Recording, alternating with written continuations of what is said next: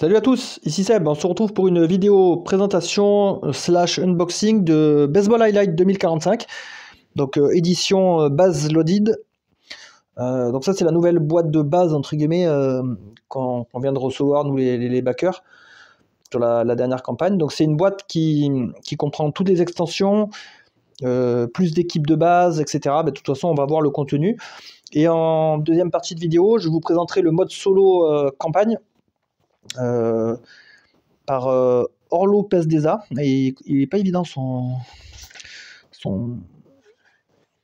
pseudo à dire, celui-là. C'est un utilisateur, un joueur espagnol qui a créé un mode solo fan-made excellent. Donc on verra ça en deuxième partie. Donc on va vite fait passer en revue le matos et surtout comparer avec l'ancienne boîte. Donc j'avais fait la vidéo présentation durant la campagne, parce que ça c'est un jeu vraiment qui me tient à cœur, un excellent jeu de deck building, vraiment atypique et très thématique, j'adore. Donc ça va être un baseball. Alors pour ceux qui ne connaissent pas, on va jouer certes au baseball, mais c'est un baseball futuriste avec des règles réaménagées, plus fun, plus concis. Donc voilà, même si on ne connaît rien au baseball, on peut parfaitement jouer à ce jeu-là, il n'y a aucun problème. Donc quand on ouvre la boîte, on a cette petite alerte là. C'est un guide de démarrage rapide. Donc, moi j'en ai pas besoin parce que je connais déjà le jeu, aucun problème. On a les cartes, par contre ça c'est intéressant. Toutes les cartes présentes dans la boîte. Donc si on veut trier plus tard, etc., c'est nickel. 403 cartes. On a ici les équipes et les cartes qui ne sont plus éditées. Donc normalement, dans la première boîte de base, on avait 4 équipes de départ, les starter teams, voilà. Donc San Francisco, Los Angeles, Boston, New York. Et là, ils ont rajouté 8 équipes, donc jusqu'à la 12. Par contre, celles-là ne sont plus éditées. Après, celles-là étaient des doublons. C'était des copies conformes des autres. C'était juste pour avoir plus d'équipes de base. Bon, moi, perso, j'en vois pas l'intérêt. Donc, c'est très bien. Déjà, 12 équipes, il y a de quoi faire. Le guide de référence des actions, pour toutes les extensions, ça, c'est essentiel parce qu'il y a beaucoup de mots-clés. Donc, c'est excellent. Surtout que là, ça a été mis à jour avec la All-Star Expansion. Donc, c'est la nouvelle extension qui rajoute des joueurs, des All-Stars, donc des joueurs super forts.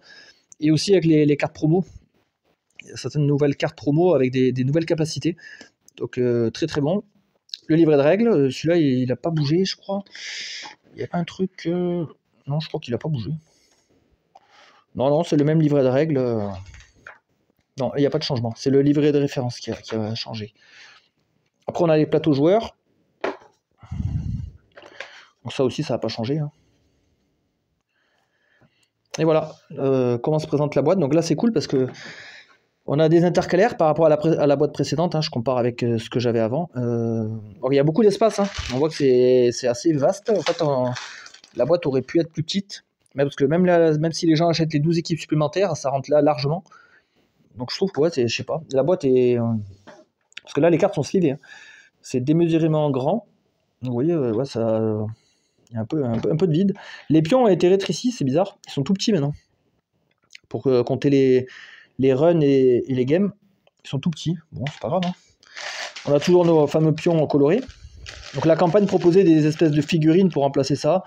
Bon, c'est un peu inutile. Moi j'aime bien justement ces petits pions là, un peu minimalistes, un peu à l'ancienne. Ça nous rappelle les anciens jeux de société, nos premiers jeux. Donc c'est marrant. Et puis au moins c'est rapidement identifiable. Donc c'est nickel comme ça.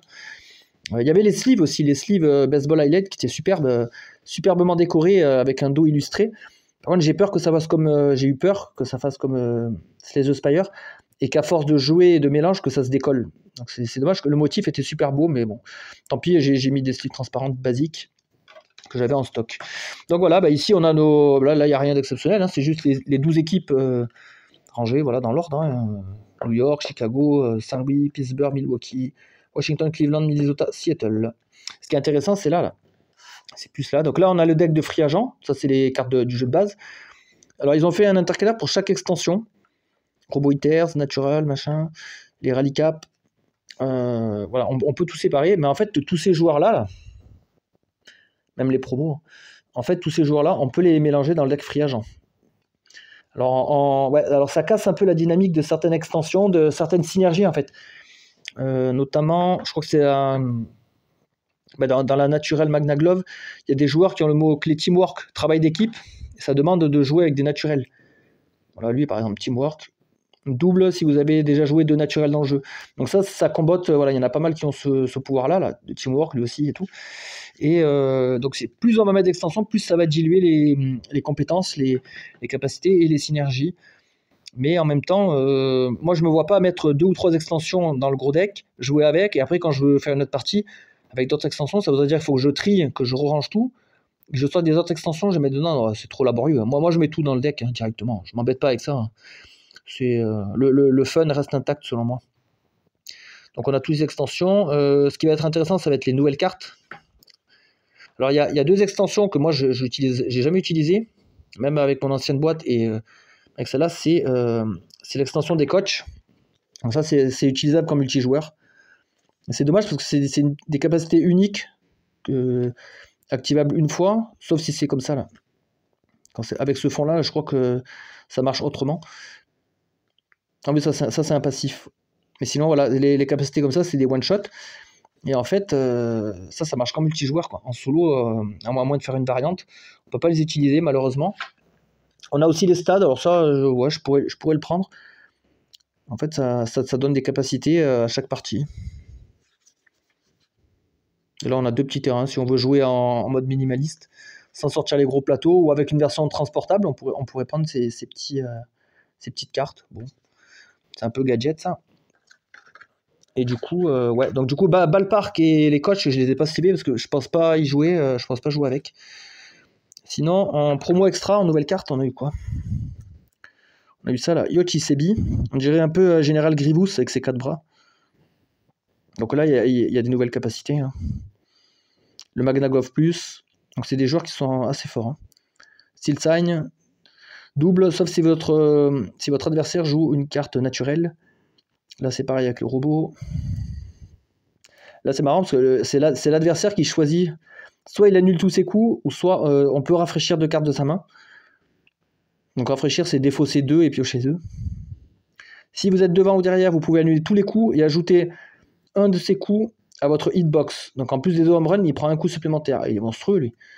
Il y a même des coachs promo. Eux, je les ajouterai dans... Bah, d'ailleurs, pourquoi je l'ai slivé, lui? Ça sert à rien. Je le désliverai, du coup. Lui aussi, il a 2 pouvoirs. Donc ça, on l'avait vu dans l'extension. C'était double trouble, je crois. Ouais, où il y avait 2 capacités. Bah, lui, un autre coach que je pourrais virer. Leaping catch. Annuler 2 home runs. C'est une nouvelle capacité. Il peut faire un clutch. Ah, bah lui, je l'avais déjà dans mon ancienne boîte. King Yaz aussi. Ça, c'est les anciennes promos. Wiffle Revenge et Chris Correa. Et après, il y a la All-Star Expansion. Donc ça, c'est la nouveauté en fait de cette boîte. La grosse nouveauté, on va dire. C'est des joueurs super forts, mais assez durs à obtenir. Il y a un truc qui me déplaît, moi, là-dessus, c'est que on l'a appris une fois qu'on avait backé et avant de recevoir le jeu. C'est qu'il n'y a pas vraiment de règles officielles pour inclure ces joueurs dans nos parties. L'auteur, il a dit il y a plusieurs solutions. Soit vous les... Parce qu'ils sont vraiment au-dessus des joueurs de base des free agents. Donc il a dit soit vous faites une autre ligne d'achat avec ces joueurs, soit vous les draftez, ou soit vous faites comme vous voulez. Ouais, j'aime pas trop moi ce genre de choses. J'aurais bien aimé une vraie règle officielle pour pouvoir les inclure, parce que c'est des joueurs qui sont hyper forts, qui donnent énormément de revenus, ils ont des capacités incroyables. Lui, il donne 7 de revenus, c'est monstrueux. Après, il fait rien d'autre, hein. Par contre, il donne du revenu. Magnaglove, donc lui, il annule 2 coups, il ajoute un des coups à sa hitbox.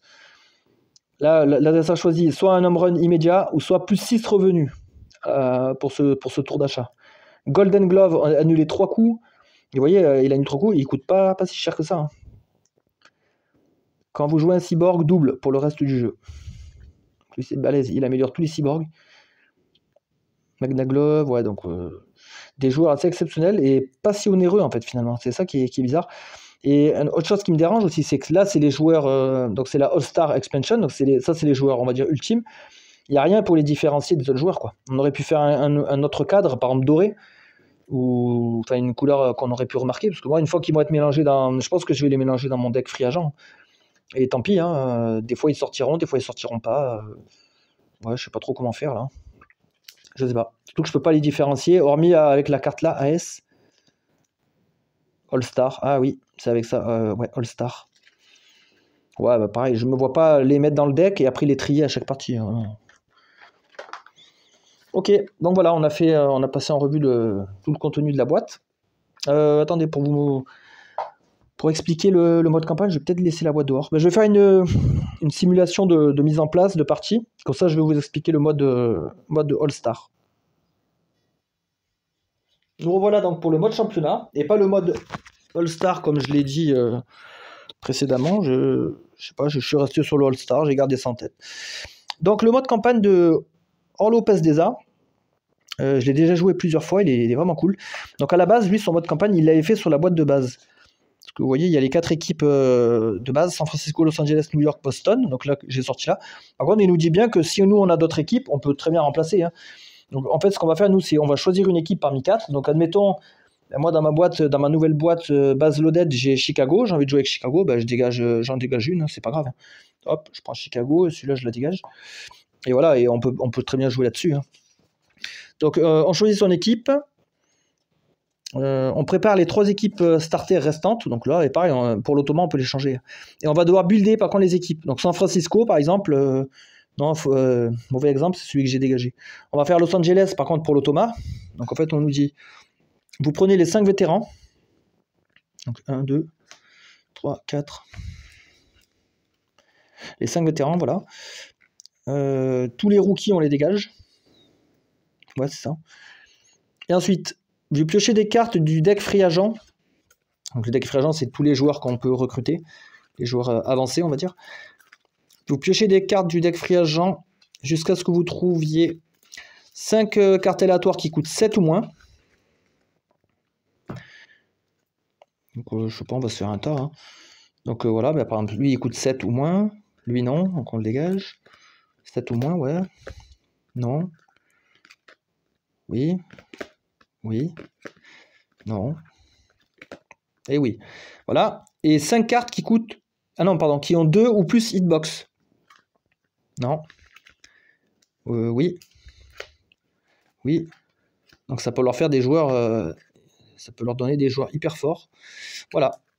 Donc ça, hop, après ça je les remets. Donc voilà, là, vous voyez, on a composé l'équipe Los Angeles. Donc lui, il va jouer avec cette équipe.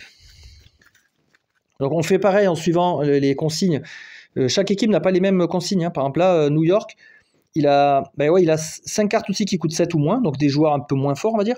Et après, il a 5 cartes qui coûtent 8 ou plus. Lui, c'est pas sur les hitbox. Et lui, Boston, par exemple, il a des actions offensives et San Francisco, des actions défensives. Donc ça donne un peu des orientations à chaque automa, finalement, à chaque deck automa.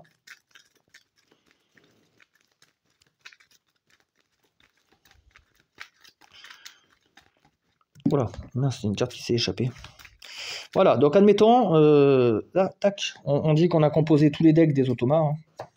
On va pas le faire, là, il n'y a pas d'intérêt. Nous, on prend Chicago. Alors nous, on commence sans rien, par contre, on commence vraiment à poil. On n'a même pas de tour d'achat, on n'a rien. On commence vraiment sec. Et après, dans la post-saison, si vous arrivez à arriver au World Series, vous devrez construire la Future League Team. Donc ça, c'est l'équipe ultime, la Future League. On pioche des cartes du deck agent jusqu'à avoir 15 cartes qui coûtent 7 ou plus. Donc là, c'est vraiment une équipe un peu All-Star, finalement, de joueurs super forts. Donc la structure de la saison. Donc après en fait, on va jouer des mini-rounds, entre guillemets, des mini-matchs, jusqu'à 3 points.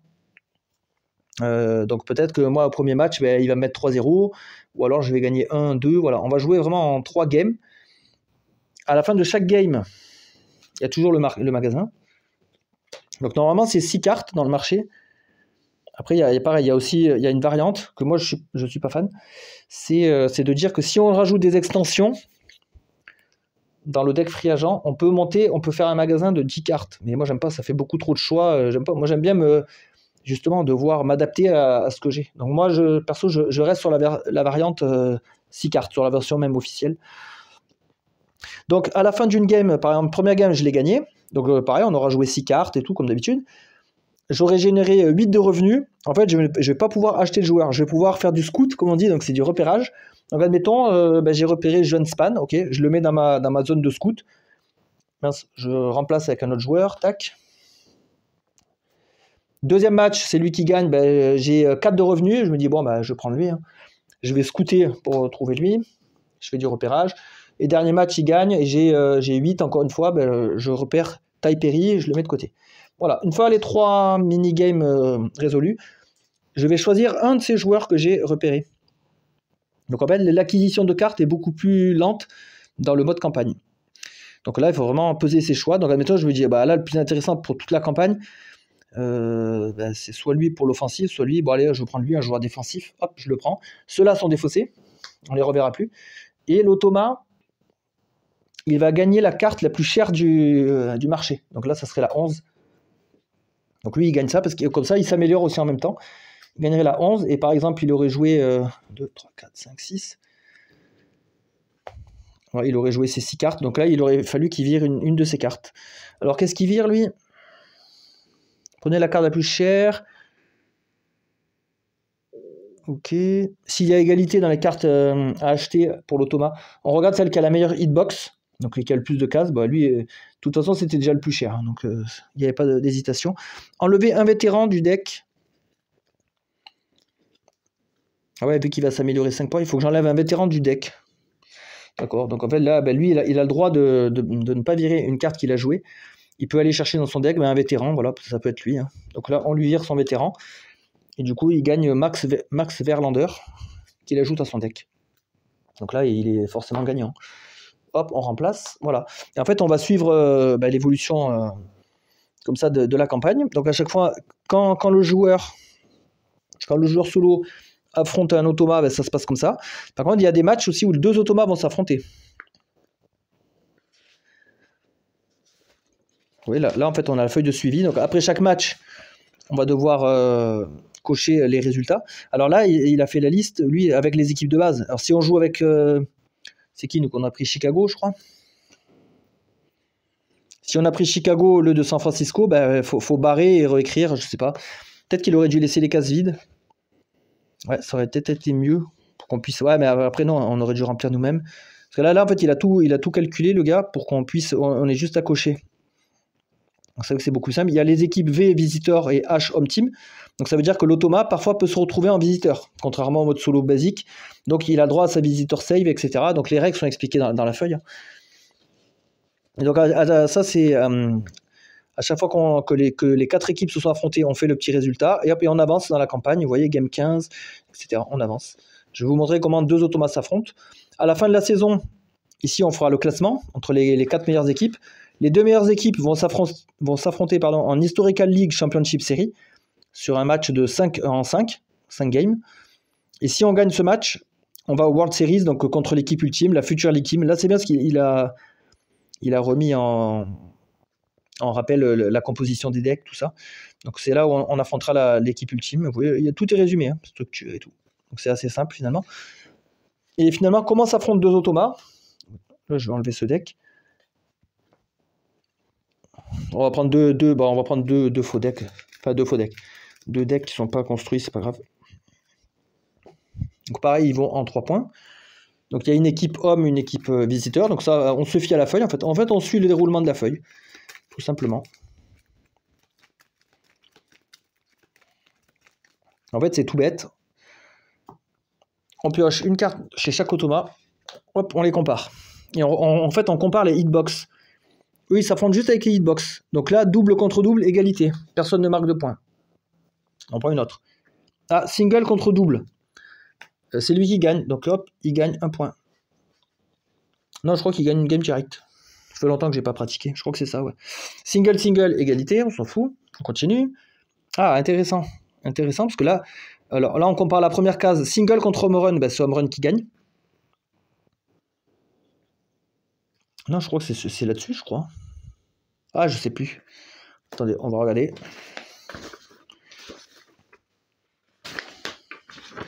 C'est où quand les automates s'affrontent? Dominique, ouais. Prenez le deck, comparez, missing hitbox, ouais, pour chaque hit. L'équipe score un run. Ah oui, c'est 3 cartes en fait. Oui, donc là en fait il avait gagné 1 point, voilà. D'abord on met des runs, et après au bout de 3 cartes en fait jouées, le match se termine. Bon, s'il y a égalité, on continue à jouer, voilà. Donc je reprends. Là il y a single contre home run, c'est home run qui gagne. Par contre là en deuxième, lui il a single, lui il a rien. Là c'est le single qui gagne. Voilà, donc là ils ont joué plus que 3 cartes. Ah oui, il y en a 4. Donc là, la game s'arrête. Lui, il a 2-1, bah, il gagne la première game. On continue. Rien contre single, c'est single qui gagne. Double contre single, single. Bah alors, un partout. Troisième carte. Ah, rien contre rien. Bah, 2-1, il gagne. Vous voyez, c'est tout simple. C'est rapide et efficace, en fait. Et ça suffit, en fait, pour générer, simuler un match. Comme ça, on s'embête pas, en fait, à jouer avec des ordinateurs, des trucs bizarres. Au moins, c'est rapide. On revient vite autour du joueur. Donc là, si on finissait le match, qu'est-ce que ça donnerait? Alors, single, il gagne. Single contre rien, il gagne. Single, single, égalité. Ah, là, il y aurait égalité parfaite. Bon, lui, il a plus de cartes. On remélange.